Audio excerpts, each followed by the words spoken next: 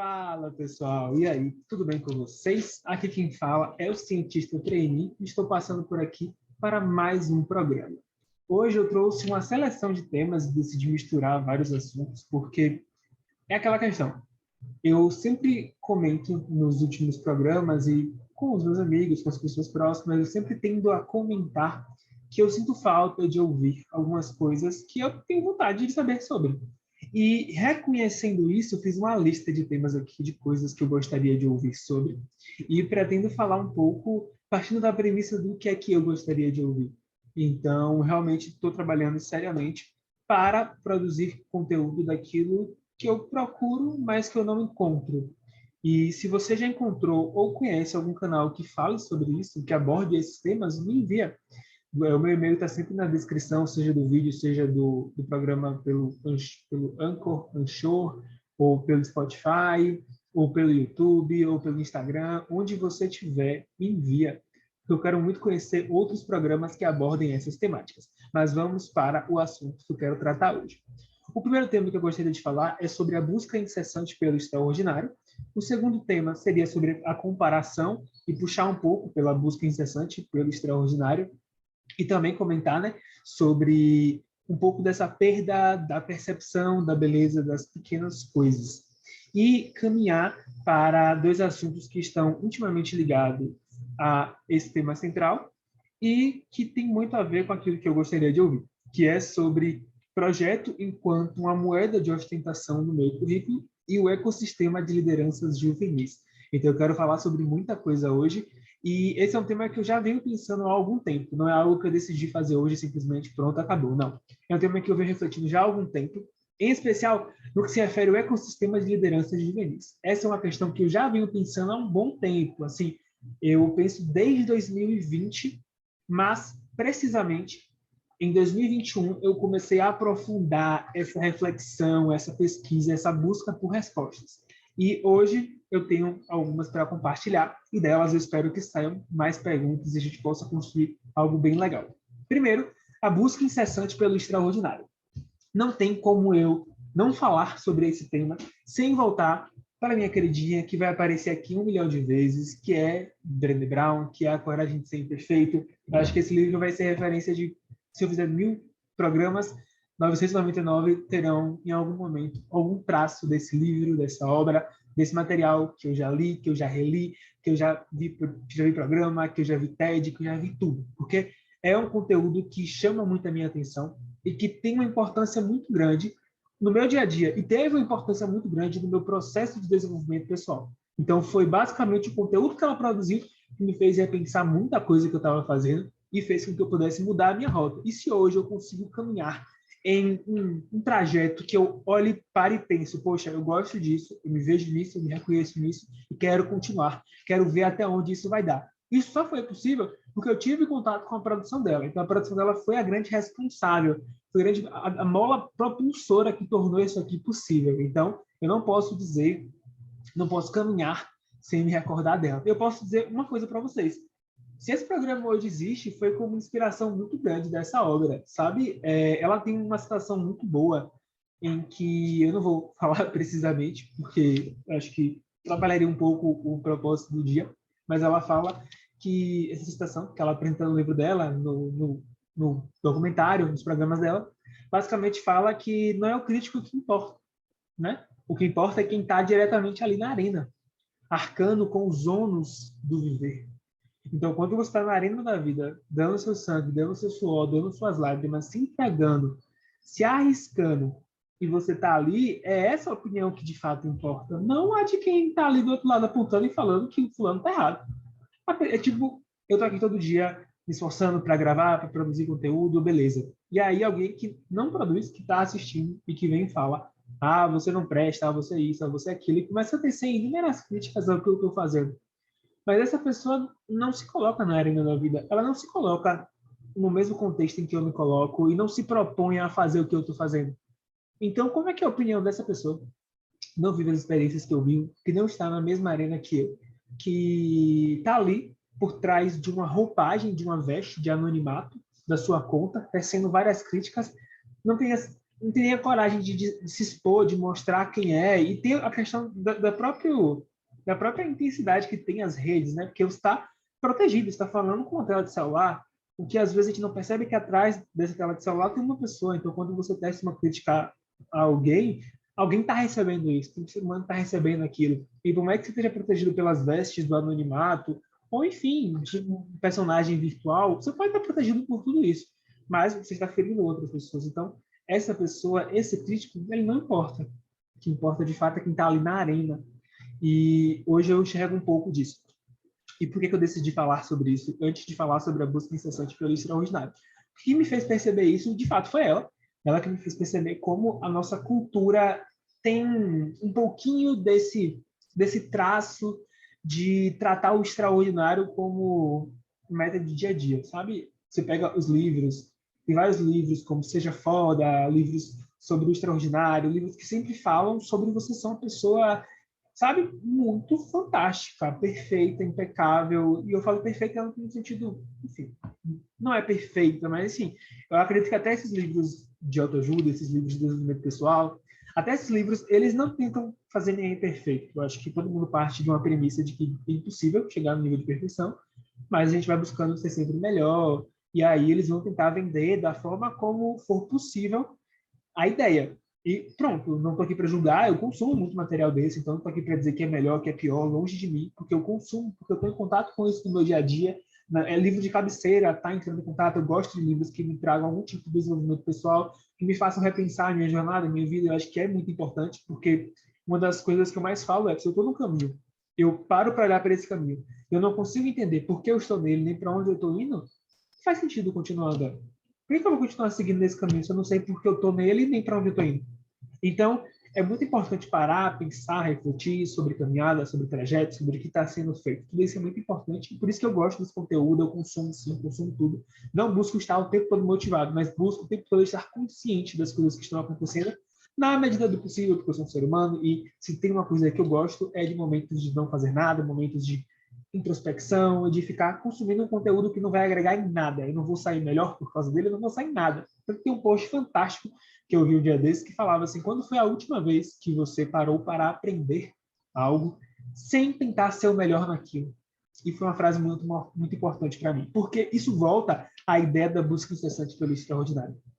Por vezes, e posso dizer até que essa frase também foi a mola propulsora para eu escolher esse como um dos temas de hoje. Porque é vendido uma ideia de que a gente precisa ser o tempo todo extraordinário, fantástico, inabalável, sabe? Uma pessoa impecável, o tempo todo. E as fórmulas para isso são vendidas das mais diversas formas. Tem curso, tem livro, tem vídeo, tem tudo. Sempre vai ter um vídeo te ensinando a como ser uma pessoa melhor. E tudo bem, eu acho importante a busca pelo desenvolvimento. O que eu acho negativo é essa tentativa de vender o extraordinário como algo o tempo inteiro necessário. E eu posso dizer que eu percebi isso na prática quando eu ingressei no ecossistema de liderança juvenis. Como foi para mim? Quando eu era, sei lá, tinha 6 anos de idade, eu já me engajava em associações de criança, tá? Participava, mas não era uma criança assim. Eu era uma criança que estava lá, brincando, se divertindo, sabe? Tipo, sei lá, tem grupo de crianças da igreja, catequese, esses grupinhos assim, e eu me lançava, e era um local legal para interagir, e eu não almejava, sei lá, nada demais, só estava lá para me divertir.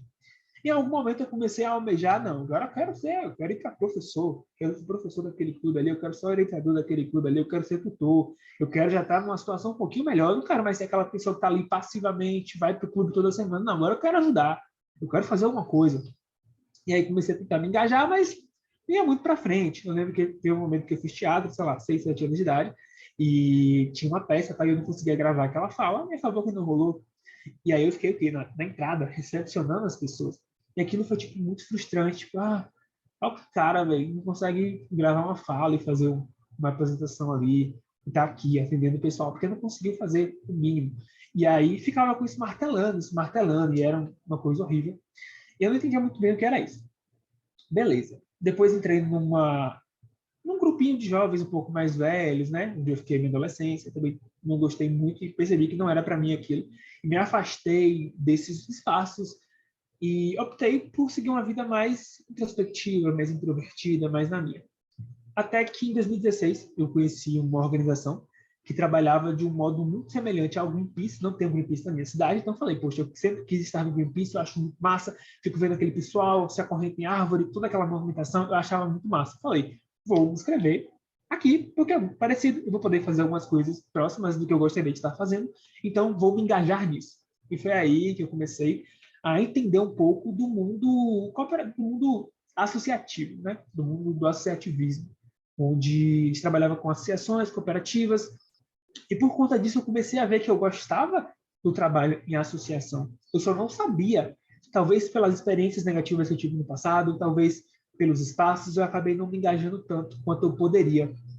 Eu acabei me engajando pelos motivos errados. Então, foi dentro de uma associação que eu vi isso aqui é muito legal e eu quero mais disso. E foi a partir daí que eu comecei a me inscrever em outras organizações juvenis, em programas de liderança, em espaços que tentavam proporcionar, de alguma forma, uma experiência de imersão mesmo, nessa questão de liderança, nessa questão de trabalho juvenil no sentido de engajar jovens para se tornarem melhores lideranças. Então, é um trabalho muito mais especializado para desenvolver aquele jovem, a sua experiência, seja no aspecto pessoal, profissional, social. Então, tem todo um valor muito social naquele trabalho, e que eu acho muito interessante. Foi por essa razão que eu decidi me engajar nessas organizações. Me inscrevi em várias, participei de várias, e comecei a perceber que esse universo era muito massa, e por essa razão, comecei a participar de evento. E participando de evento, isso se deu especificamente em 2020, 2021. Então já foi um período em que tudo estava centrado no universo digital. Não tinha mais tanto encontro presencial, era tudo realmente faz uma chamada no Meet, faz uma chamada no Zoom, e de lá a gente desembola. E em cima disso, eu comecei a perceber que nesses eventos as pessoas não tinham muita... Como é que eu posso dizer? Eu, eu cresci entendendo que você não vai sair falando sobre suas conquistas, sobre o que você fez, porque isso pode acabar sendo pedante, pode ser arrogante. Então você não vai chegar numa roda de conversa e vai falar, eu sou premiado nisso, nisso, nisso, eu tenho 10 medalhas de ouro. Sabe? Isso pode ser uma atitude pedante, porque pode não agregar em nada no grupo, você está só dizendo o que você tem, sabe? Você não agregou em nada naquela conversa, naquele coletivo. E aí, em alguns eventos, eu percebia que havia uma certa relação onde as pessoas se tratavam de formas diferentes pelos títulos que elas tinham. Então, olha, fulano já foi para Harvard. Olha, fulano já recebeu 10 medalhas de ouro em Olimpíadas Científicas. Olha, fulano fez isso, fulano fez aquilo. Então, tinha um tratamento diferenciado para algumas pessoas que tiveram algumas oportunidades, que vivenciaram algumas dinâmicas, e outras pessoas que não tinham todo esse contato, esse amparo, esse afeto mesmo da galera, e que acabavam ficando exiladas e que, para tentar se encaixar, começavam a buscar mais e mais títulos e prêmios e projetos, porque essa coisa do currículo era muito importante, né? O currículo era um ponto assim que era crucial. E naquele momento eu comecei a entender que, primeiro, existe um ecossistema de liderança juvenis hoje, que tem seus projetos, que fazem coisas acontecer, e você encontra muita informação sobre essas organizações pelo Instagram. Então, tem muita página de programa, de projeto, todo dia são criados novos programas, novos projetos, e são formados por jovens lideranças que coordenam iniciativas, e tem muito trabalho maravilhoso. Eu posso citar uma lista aqui tranquilamente, porque eu acompanho, porque eu participei de programa de bastidor, de programa de tudo, porque eu gosto, eu acho muito bom, eu acho muito bem feito. Tem muito trabalho que é muito bem conduzido. Mas, ao mesmo tempo, eu percebi que tinha muito projeto que era muito mais uma bandeira para falar, olha, eu tenho 10 projetos internacionais, eu sou diretor disso, disso e disso. E era muito mais uma forma de ostentar, era quase como uma moeda, quase como uma medalha. Olha, eu tenho aqui, ó, eu sou medalhista de ouro nisso, nisso, nisso, eu sou presidente disso, disso, disso, e a forma como essas pessoas eram tratadas era diferente. Então, eu comecei a entender que dentro desse ecossistema haviam algumas condutas de valorizar mais pessoas que tinham vivenciado certas oportunidades. E que as oportunidades, e que os títulos, e que os projetos eram moedas, eram formas de mostrar o seu resultado, o que é plenamente compreensível. Se você fez um projeto que trouxe resultado, naturalmente, isso deve sim ser visto, para que a gente possa conhecer a iniciativa, ver se faz sentido, se casa com os meus propósitos, se casa, eu posso me aliar a ela, se não casa, eu posso conhecer outro projeto, mas projetos que dão certo, boas práticas, boas iniciativas devem sim ser divulgadas, a gente deve sim conhecer. Eu acho extremamente valoroso. Agora, o que eu acho negativo é quando isso se torna uma moeda para instigar a comparação, para instigar os movimentos que são negativos. Porque eu entendo hoje, a partir de uma carga de leituras, que a comparação é inevitável. Você vai se comparar. Só que isso já era inevitável antes, e com o advento das novas tecnologias, das redes sociais, isso foi sendo potencializado. Então, você tem agora uma plataforma como o Instagram para você ver a vida alheia, e dentro disso, a comparação acontece o tempo inteiro. Porque se eu estou deitado na minha cama, nada fazendo, e estou vendo alguém postando uma história dizendo que está muito ocupada, naquele momento eu acabo de me comparar. Eu estou aqui fazendo nada no Instagram, vendo a vida alheia, e essa pessoa está dizendo que está ocupada. Então, o erro está em mim. Eu preciso fazer algo. E aí, nessa comparação exacerbada que as redes sociais vão potencializando, você acaba entrando numa coisa de, não, eu preciso fazer, eu preciso fazer, eu preciso fazer. E eu me vi nisso, ao ponto de falar, eu não consigo mais descansar. Porque se eu descansar, eu me sinto culpado. As pessoas estão batalhando para salvar o mundo e eu estou aqui deitado, fazendo nada. Como assim? Não, não, não, preciso fazer alguma coisa. E aí vai, e eu percebi que em 2020 eu basicamente fui esse tipo de ser humano.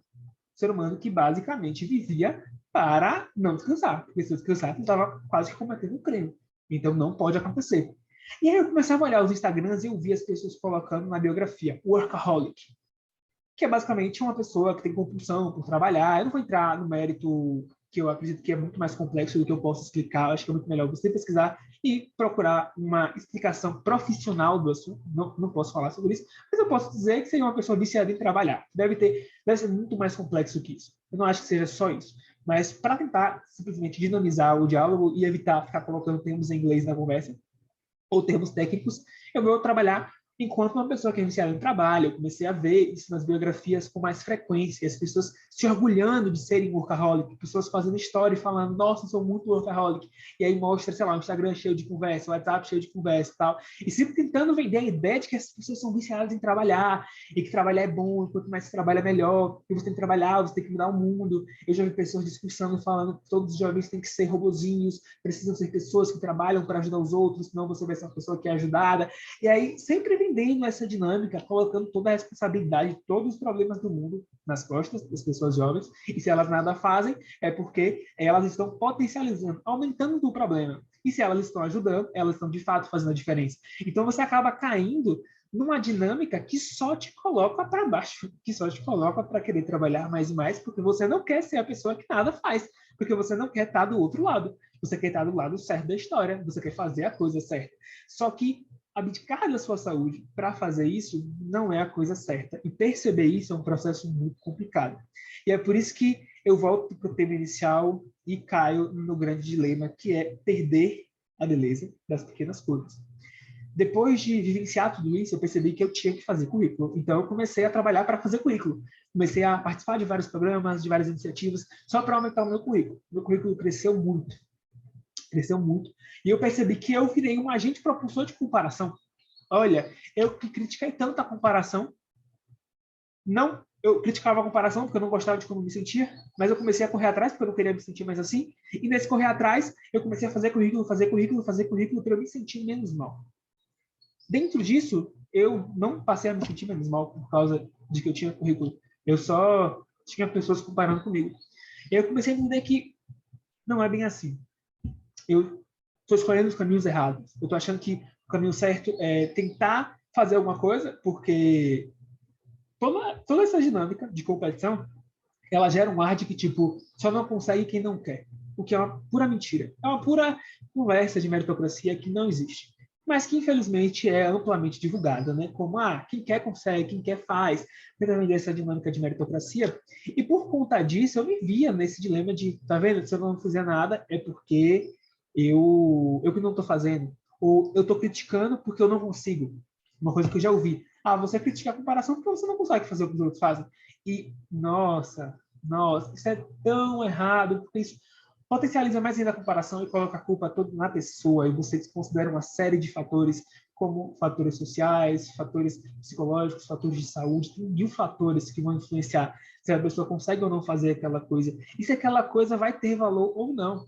porque o valor está muito mais em como a pessoa se enxerga e em como ela dá, e o quanto ela valoriza o que as outras pessoas estão falando. Então, se ela valoriza muito a opinião alheia sobre o seu projeto, se ele não tem uma boa repercussão, se ele não tem muito amparo, é como se o projeto tivesse dado errado. É como se o valor só tivesse se o outro validasse. E aí, nisso, você cai numa dinâmica horrível. E aí você começa a perceber que nessa busca por currículo, nessa busca por grandes coisas, você começa a perder a beleza das coisas do dia a dia. Sabe? Eu me vi, logo quando eu entrei nessa dinâmica, às vezes eu parava assim, estava na cama, olhava para o teto, saía de casa, olhava para o céu, olhava para o sol e falava, perdendo meu tempo tomando sol. Nossa, volto, bora trabalhar. Então, olha que louco. Perdendo tempo tomando sol, perdendo tempo fazendo coisas que não estão me colocando na roda do trabalho.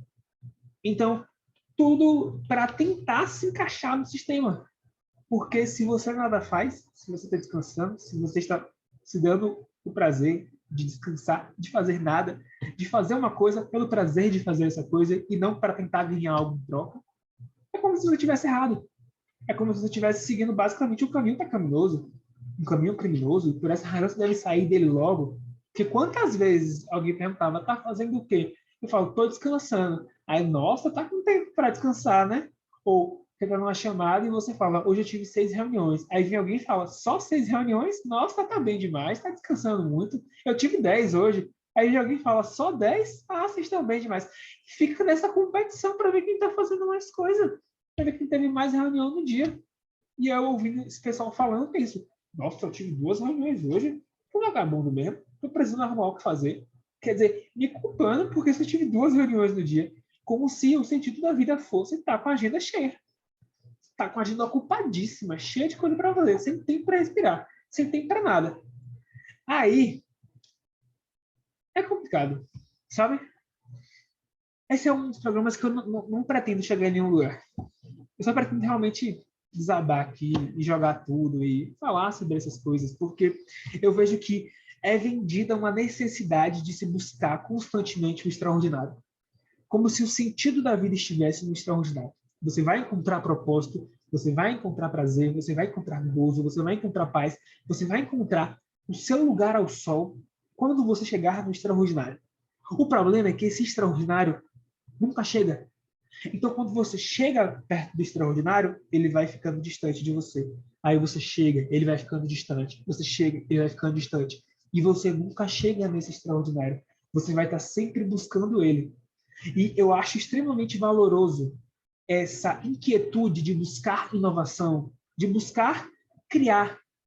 E para isso é necessário esse espírito inventivo, esse espírito que busca sempre mais, sempre o novo. Sim, desde que isso respeite a sua saúde, o seu bem-estar. E não que crie uma dinâmica de ficar a vida toda brigando para ver quem teve mais reunião no dia, para ver quem tem mais medalha, para ver quem tem mais projeto. Ah, eu tenho 10 projetos no meu currículo. Ah, só isso eu tenho 15.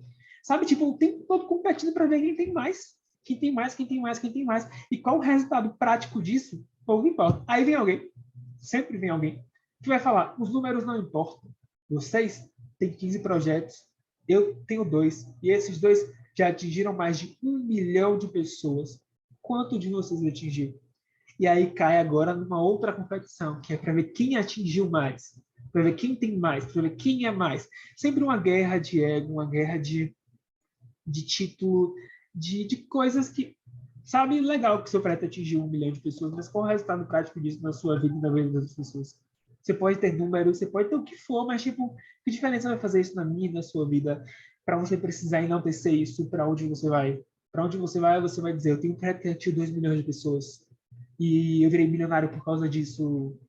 Muito legal, mas o que isso, o que isso contribuiu para a conversa, para a gente, para a nossa vida? Agora, será que eu sou uma pessoa melhor porque eu sei que você foi selecionado para ir para Harvard, para ir para Oxford, para ir para Stanford? Eu cresci o quê? Eu cresci quando nessa conversa mesmo? Eu fui para onde? Então, eu acho que, para mim, é muito disso hoje. A busca pelo extraordinário é algo vendido recorrentemente.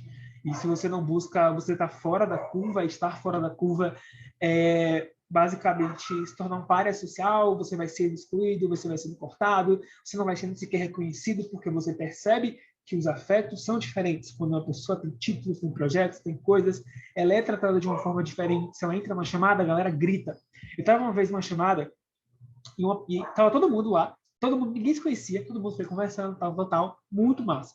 Até que anunciaram, um menino que foi para Harvard vai entrar na chamada. 30 pessoas mudaram da água para o vinho. E começaram a gritar, a berrar no grupo, meu Deus, fulano vai entrar, fulano vai entrar, fulano vai entrar, todo mundo quer conversar com fulano, não sei o quê, não sei o quê. O culto à celebridade que nossa querida Brené Brown falou, né? Então cai naquele culto à celebridade, começa a gritar, a berrar, fala no grupo, a pessoa entra, todo mundo fica em silêncio. Fulano entrou na chamada. E desse silêncio, todo mundo começa, ai meu Deus, você tá aqui, não sei o quê, eu te adoro, eu te amo, não sei o quê, e começa a venerar aquela pessoa. Por quê? Porque ela foi para Harvard. Porque ela foi selecionada para ir para Harvard. E legal, eu acho muito massa, eu acho Harvard uma instituição extremamente interessante, tenho vontade de conhecer, sim, acho muito massa, mas por que que a nossa conversa vai mudar? Por que que a gente vai mudar? Que tudo vai acabar agora só porque essa pessoa entrou? Será que a nossa conversa não estava tão boa antes que perdeu o lado bom agora que essa pessoa entrou? O foco tem que ser essa pessoa? A gente tem que esquecer tudo que a gente conversou antes e aquela nossa interação, aquele espaço de afeto, de troca? Então, eu acho que é isso. Eu acho que é isso. Essa busca pelo extraordinário, ela é extremamente vendida. A comparação é um excelente instrumento para potencializar e para criar mais catástrofe. Os projetos acabam sendo utilizados como moeda de exposição, de ostentação, de bandeira, de currículo, de olha quantas coisas eu tenho, olha, esse aqui é a minha parede, só tem títulos, medalhas e prêmios. E quanto mais eu tenho, mais dentista eu vou ser em alguns espaços, e a gente perde a beleza das pequenas coisas, a gente perde a nossa noção e nossa percepção dessa beleza, dessas pequenas coisas, de parar para fazer coisas pequenas. E tudo isso se dá num ecossistema que é fantástico, que produz muita coisa maravilhosa e que vai sim transformar o Brasil e o mundo. Eu acredito muito no ecossistema de liderança juvenil, eu acredito muito e sei do potencial, e sei que a educação está sendo transformada hoje por conta desse ecossistema. Sei que muitas partes do Brasil hoje estão sendo transformadas por conta desse sistema. Então eu jamais vou me esquecer e deixar de ser grato por esse ecossistema, porque ele me transformou. Eu cresci muito com ele, mas precisamos repensar algumas coisas, sim. E uma delas é essa dinâmica de comparação.